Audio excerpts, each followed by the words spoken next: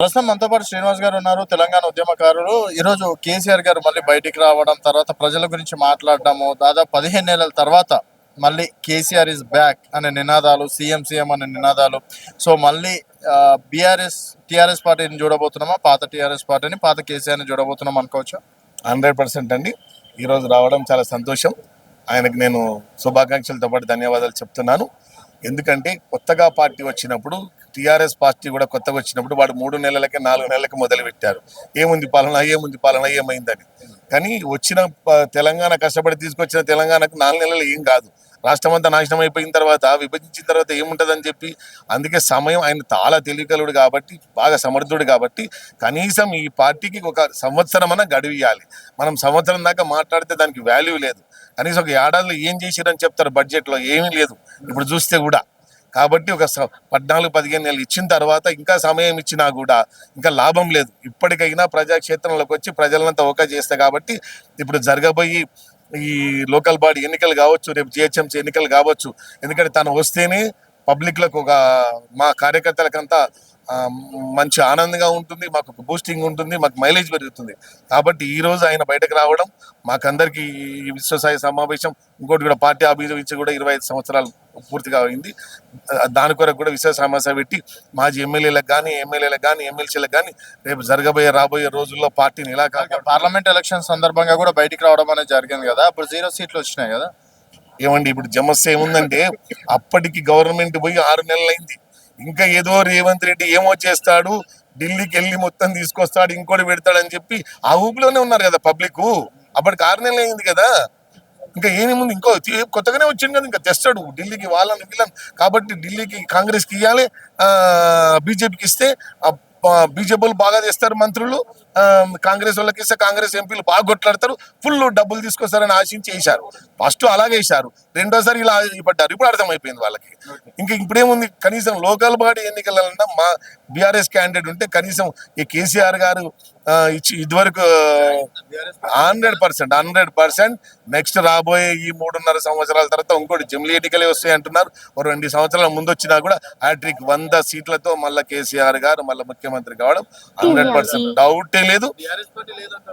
అరే మస్తు చెప్తారు బ్రదర్. చూస్తే జనాలు కనబడతలేదా? నిన్న బర్త్డేకి చూడలే, రాత్రి 9 గంటలకు ఒక్కొక్క 100 మంది 1000 మంది గ్రామాలకు వెళ్ళి, ఆదిలాబాద్కి వెళ్ళి వచ్చి కూడా ఫామ్ హౌస్ కాడ వెయిట్ చేసి కనీసం ఆయన ముఖమన్న చూసిపోదామని వస్తే, పాపం చేత కాకున్నా సరే వచ్చిన 100,000 మంది పబ్లిక్కి కనీసం ఇట్లా ముఖమన్న చూపిస్తామని అంత అలసిపోయినా కూడా, అంత యాగం చేసినా కూడా ఆ టైం కూడా వదిలిపెట్టి 9:30-10 గంటలకు కూడా కలిసి వచ్చిన వాళ్ళ పిల్లలు ఉన్నారు. కాబట్టి 100% ఇవాళ అదే బూస్టింగ్ తో ముందుకెళ్తున్నాం. ఈ రోజు ఇక్కడ చూస్తే కనిపిస్తలేదా, తెలంగాణ పబ్లిక్ కనిపిస్తలేదా? నిమ్మలంగా కాంగ్రెస్ పార్టీ నిద్రపోతుంది. కాంగ్రెస్ పార్టీ కార్యకర్తలే చెప్తున్నారు, కర్మ కొద్ది వీని తెచ్చుకున్నామని. నీకు తెలుస్తలేదు, ఈ రోజు పేపర్లు రాలేదా? కింద షేర్ జరిగితే షేర్ గుంజుదామని మంత్రులు చూస్తున్నారు. ఇంకేం డెవలప్ చేస్తారు వాళ్ళు? ఏమి కాదు, వాళ్ళతో ఏమీ కాదు. ఎక్కడ వేసిన గొంగలు ఆనే ఉన్నది. ఈ 3.5 సంవత్సరాలలో కూడా మేము కొద్దిగా అలర్ట్ కాకపోతే, అలర్ట్ అయ్యి జిహెచ్ఎంసీలో జెండా ఎగరేసుకోకపోతే, జెడ్పీటీసీలు ఎంపీటీసీలు గెలిపించుకోకపోతే సర్వనాశనం చేసేస్తాడు. కుప్పల భారీ చేసి ఇప్పటికే ఇంచుమించు ఈ 15 నెలలకే 15 ఏళ్ళ వెనుకకు పోయింది. మీకు అందరికీ తెలుసు, పబ్లిక్ అంతా చెప్తున్నారు. గవర్నమెంట్ ఎంప్లాయీస్ మీద చెప్పలేకపోతున్నారు. ఇవాళ నాకు తోటి నా ఫ్రెండ్ వాళ్ళకు సబ్ రిజిస్టర్ పొద్దున ఫోన్ చేసి, రియల్ ఎస్టేట్ మొత్తం పడిపోయిందట కదరా భయ్, తక్కువలో దొరుకుతాడ కదా, ఏమైనా ప్లాట్ ఇప్పిస్తావా నన్ను అడిగిండు అనేది చెప్తుండు. ఇంకేముంది రాబాయ్, ఏం లేదు, సచ్చిగాడ మెలుగుతా ఉన్నట్టే ఉందని చెప్పి చెప్తున్నాడు ఆయన. కాబట్టి కేసీఆర్ గారిని ఖచ్చితంగా మళ్ళీ గెలిపిస్తారు.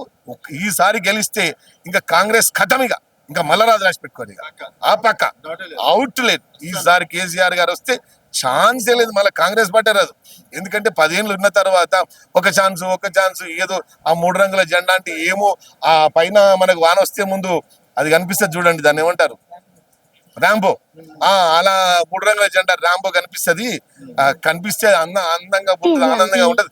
నిజ జీవితంలో కనిపిస్తే ఏం బాగుంటుందండి? నిజ జీవితంలో అందరికీ కనిపించింది. కలర్లు ఊసల వెళ్ళి రంగులు మార్చేటట్టుగా మార్చుకుంటూ, ఇవాళ చేస్తా, రేపు చేస్తా, ఎల్లుండి చేస్తా, పథకాలు అవి చేస్తా, ఇవి చేస్తా. బ్రదర్, 16 ఎకరాల భూమి ఉంది నాకు. ఇప్పటికి రైతు బంధు లేదు, ఒక్క పైసా వల్లే. నాకు 1,74,000 రూపాయల బ్యాంక్లో ఉంది. చూపించమంటే కూడా చూపిస్తా. రీసెంట్లీ నాకు మేనేజర్ ఫోన్ కొట్టాడు, ఏమైంది ఆయన ఇది కాలేదని. నీది కాలేదని నేనే తెలుసు, మీరు తెలుసుకోండి అని నేను అన్నా. కాలేదు, చాలా కాలేదు, ఇంకా ఎక్కడ కాలేదు. ఇంకో దుర్మార్గం ఏంటంటే ప్రజలలో మనసు గెలవాలి తప్ప ఇట్లా ఫ్లెక్సీలు, ఆయన బర్త్డేకి పెట్టిన ఫ్లెక్సీలు, నిన్న బర్త్డేకు మియాపూర్ నుంచి మదీనా కూడా ఒక ఉద్యమ నాయకుడు వాలా హరీష్ రావు అనే వ్యక్తి సంతోషంగా ఫ్లెక్సీలు పెడితే మొత్తం వీకేసారు. కాంగ్రెస్ వాళ్ళు ఏముంటాయి, ఇవి వీకేస్తాయి. అంటే ఇక్కడే అర్థమైపోయింది. ఏమర్థమైంది, వాళ్ళు ఎట్లా గెలవరు కాబట్టి ఇట్లాంటి రాజకీయాలు చేసి మూర్ఖత్వం మనం చేద్దాం, ఒక పచ్చికానందం పొందామనే తత్వమే తప్ప ఇంకా ఏది లేదు. అయిపోయింది. రేవంత్ రెడ్డి గారు శకం ముగిసినట్టే. ఇంత ఏదో అదృష్టవశాత్తు లక్కుతో కొద్దిగా వచ్చిండు, ఎగిరిండు అలల్లాగా, అలలు ఎగిరి పడిపోతాడు. ఇక పడిపోయిందంటే మళ్ళీ అలలు లేదు.